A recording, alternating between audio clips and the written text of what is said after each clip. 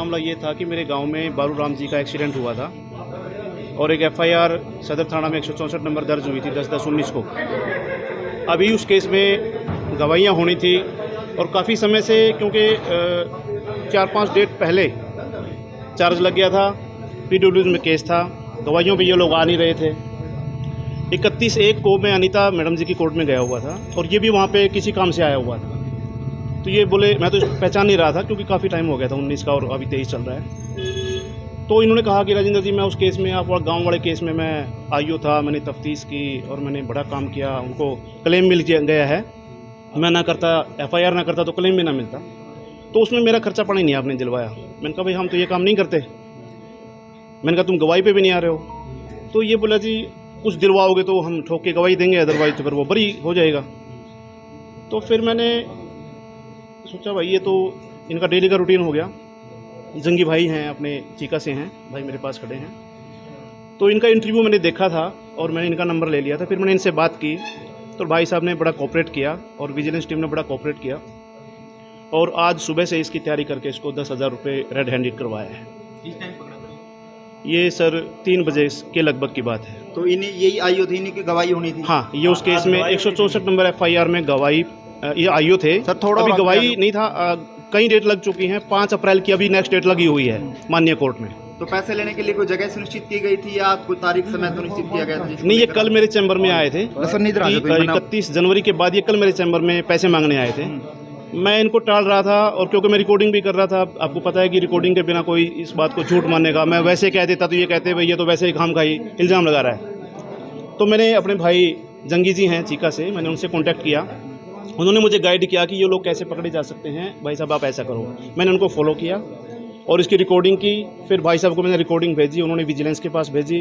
जब ये हो गया कि हाँ भाई ये पकड़ने के लायक है और इसका जुर्म बनता है, फिर आज जो है टीम गठित की गई और फिर कोर्ट के पास जो है इसको पकड़ा गया। ये अभी पुंडरी पोस्टेड था sir. Thank you very much. और एक दरखास्त प्राप्त हुई थी आज, और जिसके एवज में हमें उच्च अधिकारी को बताया सबको। जैसे ही हुआ तो नियमानुसार कार्रवाई कर दी गई। क्या शिकायत थी सर? कौन शिकायत करता था? शिकायत करता है इसमें राजेंद्र एडवोकेट हैं। उनकी शिकायत थी कोई मुकदमा नंबर 164 के एवज में जो इनको एविडेंस करानी थी। आईओ थे किसी केस के 164 में, 164/19 में। तो एविडेंस के एवज में उन्होंने 10,000 रुपये की डिमांड की थी। गवाही किसी करानी थी? कंप्लेन उनकी सब नहीं, इसकी खुद की गवाही थी। उसमें कोई एक्सीडेंट केस था, उसमें ये आईओ रहे, उसमें इनकी एविडेंस होनी थी। उस एविडेंस के एवज में उन्होंने 10,000 रुपये की डिमांड की और जिसको रेड हैंडेड 10,000 रुपये में कर दिया। आरोपी कौन है और कहाँ पर ड्यूटी है? ये पुंडरी थाने में है, एसआई सुभाष। कहाँ से पकड़ा आरोपी को? ये कोर्ट के पास से इसको पकड़ा। कौन कौन सी धाराएं के तहत कार्रवाई की जाएगी? ये 7 पीसी एक्ट 13(1) BD तो रेड करप्शन की। जी बिल्कुल 10,000 रुपये में इसको रेड हैंडेड किया। कोर्ट परिसर से? कोर्ट परिसर के बाहर से। ठीक है। ड्यूटी में Thank you, thank you. इसमें ड्यूटी मजिस्ट्रेट बलराज एक्शन है, इरिगेशन। तो आज एक जी क्या मामला था? क्या मामला? सर पूरा मामला ये था कि मेरे गांव में बालू राम जी का एक्सीडेंट हुआ था और एक एफआईआर सदर थाना में 164 नंबर दर्ज हुई थी 10/10/19 को।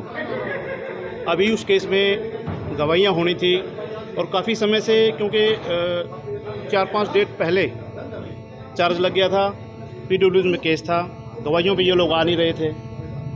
31/1 को मैं अनीता मैडम जी की कोर्ट में गया हुआ था और ये भी वहाँ पे किसी काम से आया हुआ था। तो ये बोले, मैं तो पहचान नहीं रहा था क्योंकि काफ़ी टाइम हो गया था 19 का और अभी 23 चल रहा है। तो इन्होंने कहा कि राजेंद्र जी, मैं उस केस में, आप गांव वाले केस में मैं आईओ था, मैंने तफ्तीश की और मैंने बड़ा काम किया, उनको क्लेम मिल गया है। मैं ना करता, एफआईआर ना करता तो क्लेम भी ना मिलता, तो उसमें मेरा खर्चा पानी नहीं आपने दिलवाया। मैंने कहा भाई हम तो ये काम नहीं करते। मैंने कहा तुम गवाही पे भी नहीं आ रहे हो।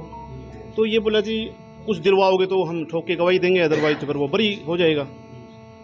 तो फिर मैंने सोचा भाई ये तो इनका डेली का रूटीन हो गया। जंगी भाई हैं, अपने चीका से हैं भाई, मेरे पास खड़े हैं। तो इनका इंटरव्यू मैंने देखा था और मैंने इनका नंबर ले लिया था। फिर मैंने इनसे बात की तो भाई साहब ने बड़ा कोऑपरेट किया और विजिलेंस टीम ने बड़ा कोऑपरेट किया और आज सुबह से इसकी तैयारी करके इसको 10,000 रुपये रेड हैंडेड करवाया है। किस टाइम पकड़ा था? ये सर 3 बजे के लगभग की बात है। तो इन्हीं यही आईओ थी, इन्हीं की गवाही होनी थी। हाँ, ये उस केस में 164 नंबर एफआईआर में गवाही ये आईओ थे। अभी गवाही नहीं था, कई डेट लग चुकी हैं। 5 अप्रैल की अभी नेक्स्ट डेट लगी हुई है माननीय कोर्ट में। तो पैसे लेने के लिए कोई जगह सुनिश्चित की गई थी या कोई तारीख समय तो निश्चित किया गया था? जिसको नहीं, ये लेकर कल मेरे चैम्बर में आए थे। 31 जनवरी के बाद ये कल मेरे चैम्बर में पैसे मांगने आए थे। मैं इनको टाल रहा था, और क्योंकि मैं रिकॉर्डिंग भी कर रहा था। आपको पता है कि रिकॉर्डिंग के बिना कोई इस बात को झूठ मानने का, मैं वैसे कह देता तो ये कहते भाई ये तो वैसे ही खाम खा ही इल्ज़ाम लगा रहा है। तो मैंने अपने भाई जंगी जी हैं चीका से, मैंने उनसे कॉन्टैक्ट किया। उन्होंने मुझे गाइड किया कि ये लोग कैसे पकड़े जा सकते हैं, भाई साहब आप ऐसा करो। मैंने उनको फॉलो किया और इसकी रिकॉर्डिंग की। फिर भाई साहब को मैंने रिकॉर्डिंग भेजी, उन्होंने विजिलेंस के पास भेजी। जब ये हो गया कि हाँ भाई ये पकड़ने के लायक है और इसका जुर्म बनता है, फिर आज जो है टीम गठित की गई और फिर कोर्ट के पास जो है इसको पकड़ा गया। ये अभी पुंडरी पोस्टेड था sir. Thank you very much.